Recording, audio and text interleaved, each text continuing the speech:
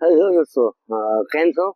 મને આશા છે કે તમે બધા ખૂબ જ મસ્ત છો, ખુશ હશો અને તંદુરસ્ત હશો. આ નવરાત્રી નિમિત્તે મારા દરેક વ્યુઅર્સ અને સબસ્ક્રાઈબરને હેપી નવરાત્રી. આ નવરાત્રી દરમિયાન જો આ વિડીયો તમારા યુટ્યુબના ફીડમાં આવ્યો છે તો સમજી લો કે આ યુનિવર્સ પાસે કોઈ મજબૂત પ્લાન છે તમારા જીવનની તકલીફોને દૂર કરવા માટે. તો આ વિડીયોને છેલ્લે સુધી જોશો અને તમારા જીવનમાં ખરેખર તમે તકલીફોથી દૂર થવાની ઈચ્છા ધરાવો છો તો આ વિડીયોને લાઈક અને શેર કરીને યુનિવર્સનો આભાર વ્યક્ત કરવાનું બિલકુલ ભૂલતા નહીં, જેથી કરીને તમે પણ બીજાની તકલીફો દૂર કરીને મદદરૂપ થઈ શકો. આનાથી યુનિવર્સ તમને તમારા જીવનમાં આવતી કોઈ પણ તકલીફોમાં આમ જ ભરપૂર મદદરૂપ થઈ શકે છે. આજે હું સરસ એક નવો વિડીયો લઈને આવ્યો છું. જો તમે હજી પણ મારી ચેનલ સબસ્ક્રાઇબ ના કરી તો તરત જ કરી દેજો. એટલે જ્યારે પણ હું કોઈ આવા સારા વિષય ઉપર વિડીયો લઈને આવું ત્યારે તમને એનું નોટિફિકેશન મળી જાય.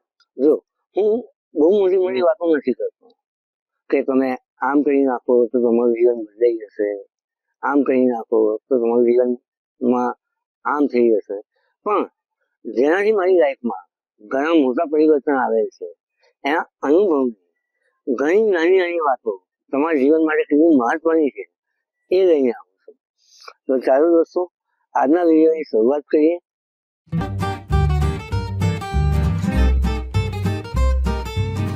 આજનો વિષય છે આભાર શક્તિ કે આભારની શક્તિ તમારું જીવન કેવી રીતના બદલી શકે છે. શું તમે જાણો છો કે જે કંઈ પણ કુદરતે તમને આપેલું છે એનો જો તમે આભાર નથી માનતા તો કુદરત એને તમારાથી દૂર કરી દે છે, પછી પાછું લઈ જાય છે. કેમ કે આભાર ના માનવાનો સીધો મતલબ એ થાય છે કે તમારી પાસે કે સાથે જે કંઈ પણ છે એની તમને બિલકુલ કિંમત જરૂર કે કદર છે જ નહીં. જેની તમને કોઈ જરૂર છે જ નહીં એને તમારાથી દૂર કરી દેવામાં આવે. પછી તમારી પાસેનું કોઈ વસ્તુ, વ્યક્તિ, સુખ, સંબંધો, સુંદરતા, સારું અને તંદુરસ્ત શરીર, પૈસા, આવડત કે પછી બીજું કંઈ પણ. શું તમે જાણો છો કે આભાર માનવાથી આપણું જીવન કેટલું જબરજસ્ત બદલાઈ શકે છે? શું તમે ક્યારેય વિચાર્યું છે કે આપણી માનસિક શાંતિ અને સફળતા બંનેનો સીધો સંબંધ આભાર સાથે છે? સાચું કહું તો એવું છે કે લોકો ઘણા બધા સ્વાર્થી થઈ ગયા. એમના સપનાઓ પણ એમના જેવા જ સ્વાર્થી હોય છે, એમની જરૂરિયાત પ્રમાણે. આજની દુનિયામાં ઘણા બધા પોતાના જીવનની તકલીફો વિશે જ વિચારી રહ્યા છે. સાચું કહે છે કે અત્યારે બધાને લગભગ એક જ વિચાર આવે છે કે મારી પાસે શું નથી અને એને લાવવા માટે શું કરવું. આવે છે ને, કોઈ પાસે પૈસા નથી, ગાડી નથી, સુખ નથી, વ્યક્તિ નથી, સંબંધ નથી, સમય નથી, તો કોઈની પાસે પોતાના સ્વાર્થી સપનાઓ સાકાર કરવાની તક નથી. એટલે કે ઘણું બધું જે તમારી પાસે છે એનો આભાર માનવાની જગ્યાએ તમે એની પાછળ રડ્યા કરો છો જે તમારી પાસે નથી. સાચું ને? કમેન્ટ કરજો કે તમારી પાસે શું નથી. ઘણું બધું પોતાની સાથે હોવા છતાં પણ કંઈ છે જ નહીં, બસ આ જ વિચારો કરતા રહે. આમ કરવાથી તમે તમારી પાસે જે કંઈ પણ છે એને પણ ધીરે ધીરે ગુમાવી દેશો. કેમ કે આપણું મન જે કંઈ પણ વિચારે છે એને સાકાર કરવાની અદ્ભુત શક્તિ રાખે છે. ચાલો હવે હું જે કહેવા જઈ રહ્યો છું એની સાથે ઘણા બધા એગ્રી થશે અને આ વાત ઘણા બધાની સાથે રિલેટ પણ થશે. આ વિડીયો જોતા જોતા જલ્દીથી વિચારો અને કમેન્ટ કરો કે કોને કોને એવો વિચાર આવ્યો કે પહેલાનો સમય, દોસ્તો, મજા કે મસ્તીની પળો કે પછી સુખ અને આનંદ કેટલું સારું હતું. ક્યારેક આપણે એ પણ યાદ કરતા હોય છે કે પહેલા ઓછા પૈસામાં પણ આનંદ, સંબંધો અને મિત્રો સારા હતા, પણ અત્યારે ઘણું બધું છે પણ એ સુખ, સંબંધો, દોસ્તો કે આનંદ આમાંથી કશું જ નથી રહ્યું. વિડીયોને પોસ્ટ કરીને જરા વિચારી લો એકવાર. કેટલા લોકોને આવો વિચાર આવ્યો આ સાંભળતા? સાચું કહેજો. જેમને પણ આવો વિચાર હમણાં જ આવ્યો હોય એ કમેન્ટમાં અવશ્ય લખે કે શું એવો અનુભવ યાદ આવ્યો તમને. તો શું તમે ક્યારેય એવું વિચાર્યું છે કે જે વસ્તુ ઓલરેડી તમારા જીવનમાં છે તેના માટે તમે કેટલો આભાર માન્યો છે? કે પછી ક્યારેય કુદરતને એનો આભાર વ્યક્ત કર્યો છે? ચાલો, મારા આ બધા સવાલના જવાબ આપો, કમેન્ટ કરો કે દરેક સવાલનો જવાબ અને કહો કે જેનો તમે આભાર માન્યો એ તમારી પાસે છે કે નહીં. અત્યારે તમારી પાસે રહેલા આનંદ માટે તમે કેટલી વાર આભાર માન્યો? તમારી સાથે રહેલા મૂલ્યવાન વ્યક્તિ કે સંબંધો માટે તમે કેટલી વાર આભાર માન્યો? તમારા જીવનના દુઃખના સમયમાં જેને પણ તમે તમારો સાથ આપ્યો એના માટે તમે કેટલો આભાર માન્યો છે?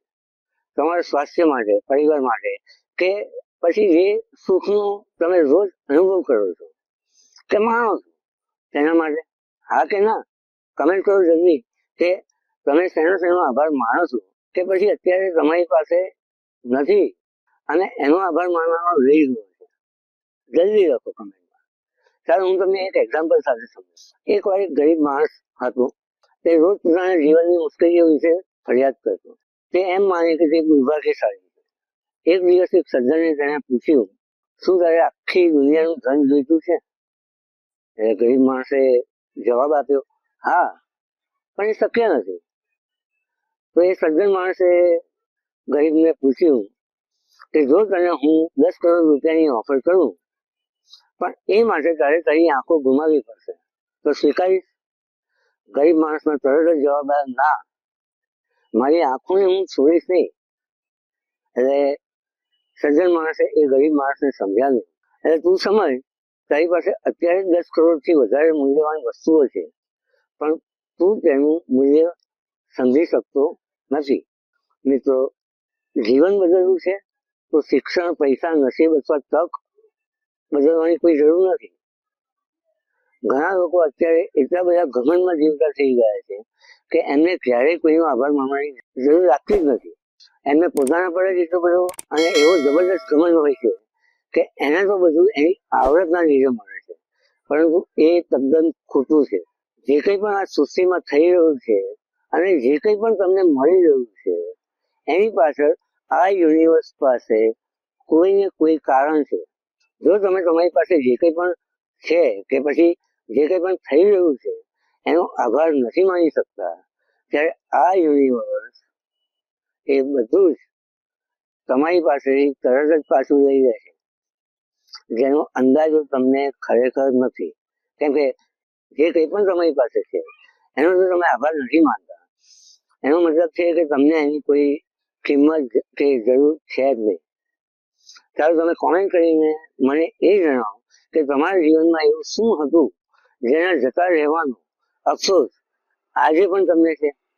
જરા યાદ કરીને કમેન્ટ કરજો. એની સાથે સાથે મારા આ સવાલનો જવાબ અવશ્ય આપજો કે એના ના હોવાથી તમને જે ખુશી મળતી હતી એનો તમે ક્યારેય કુદરતને આભાર માન્યો હતો? જો એ સવાલનો જવાબ ના મળે તો સમજી લેજો કે કયા કારણથી હવે એ વસ્તુ, વ્યક્તિ, સંબંધ કે એવો સમય તમારી સાથે અત્યારે નથી જેનો તમને અફસોસ છે. અને જો એનો જવાબ તમને હા મળે તો કઈ બહુ ખુશ થવાની જરૂર નથી. તમને કદાચ એવું લાગતું હોય કે આભાર નથી માન્યો તો પણ એ તમારી પાસે છે તો તમે હજી પણ બહુ મોટી ભૂલ કરી રહ્યા છો. મારી આ વાત યાદ રાખજો કે એ તમારી પાસેથી કુદરત અચાનક ક્યારે પણ લઈ જ લે છે. જીવનમાં જે કંઈ પણ તમારી પાસે કે સાથે છે કે પછી જે કંઈ પણ થઈ રહ્યું છે એનો આભાર માનતા શીખો. અને એ શીખવા માટે તમારો દ્રષ્ટિકોણ બદલવો પડશે. દિવસની શરૂઆત એ વિચાર સાથે કરો, આજે હું જે કંઈ છું, જે કંઈ કરું છું તેના માટે હું આભાર માનું. આજના સરસ દિવસે મારી ઊંઘમાંથી આંખો ખોલી અને એક નવો સરસ દિવસ મને આપ્યો એનો હું આભારી છું. તમારા મિત્રો, પરિવાર, સગાવાલા અને સહકર્મીઓ માટે પણ આભાર વ્યક્ત કરો. આભાર માનું એ તમને સમૃદ્ધ અને ખુશ બનાવે છે, ભલે પરિસ્થિતિ એવી પણ હોય. મિત્રો, આભાર માનવું ફક્ત વિચારવા પૂરતું નથી, એને રોજિંદા જીવનમાં અપનાવો. દરરોજ સવારે ઉઠીને 3 વસ્તુ માટે આભાર માનો. રાત્રે સૂતા પહેલા કહો, આજે જે થયું એ માટે હું આભાર માનું. એક આભાર નોટ લખો, નોટ હોય ને, એક આભાર નોટ લખો કે જેમાં દરરોજ 5 ચીજોની નોંધ લો જેના માટે તમે આભાર માનો છો અને એમાં રોજ લખો તમારા જીવનમાં જે લોકો છે તેમના પ્રત્યે આભાર પ્રદર્શિત કરો. તમે તકલીફમાં જે તમને સાથ આપ્યો છે એના માટે તમે આભાર વ્યક્ત કરો. તમારા જીવનમાં જે કંઈ પણ થઈ રહ્યું છે, પછી એ સંબંધ, પૈસા કે પછી કંઈ પણ એવું જે તમને અત્યંત પસંદ છે તેના પ્રત્યે તમારો આભાર વ્યક્ત કરો. મિત્રો, ગ્રેટિટ્યુડ એટલે કે આભાર વ્યક્ત કરવો એ એક મંત્ર છે. તમારું જીવન સકારાત્મક, આનંદમય અને સફળ બનાવે. ડર ના રાખો, ફરિયાદ કરવાનું બંધ કરો અને આભાર માનવાનું શરૂ કરો.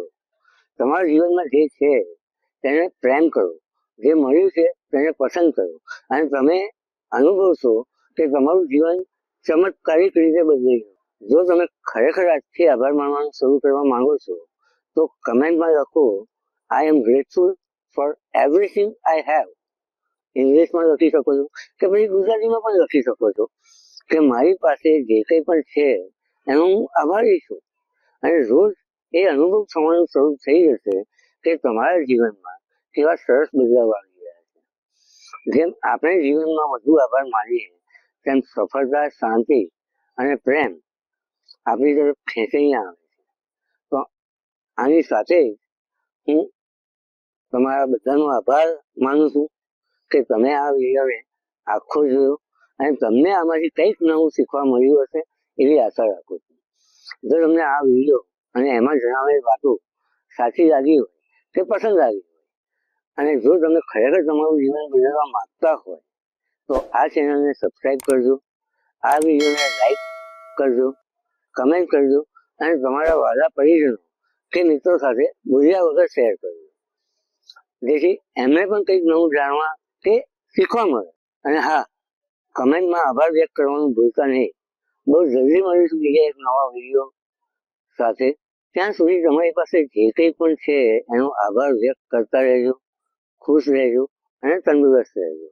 મને આશા છે કે તમારા જીવનમાં નેગેટિવ અને ટોક્સિક લોકો અને પરિસ્થિતિથી દૂર રહો અને જીવનમાં ઘણું બધું આવું સારું અને સાચું આકર્ષિત કરો અને એનો આભાર વ્યક્ત કરતા રહો. ઘણો ઘણો આભાર દોસ્તો. જય બજરંગબલી, જય માતાજી. બાય બાય મિત્રો. Thank you.